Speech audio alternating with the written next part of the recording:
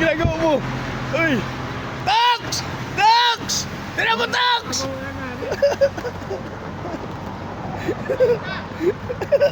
Tox! Tira mo! Tox! Tira mo!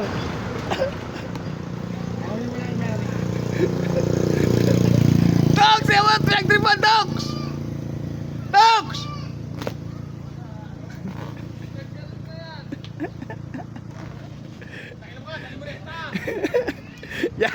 Yan po, ganyan pag gusto mo mabili ng customer yung mga tinda mo, ganyan ang dapat gawin. Sirain na yung upuan para ano. Ayun yung mayari, oh. Palitan na natin. Bili. Ha? Bili ka na doon, ha? Bili ka na, ha? Kasi sira na to, eh. Sira na. Yan. Ayun yung boss, oh. Ayun yung mayari, oh. Oh. Kasi ayaw bumili sa shop. Ayan, oh. Ayan na. Ayan na. Oh, pasok mo na. Bibit ang kinuha niya. Ayan, yung kapalit, oh. Ayan, di ba, mami? Hindi lang gusto ko. Yung mamahalin lang gusto ko yung paper. Hoy, hindi 100 yun. Ay, di mami.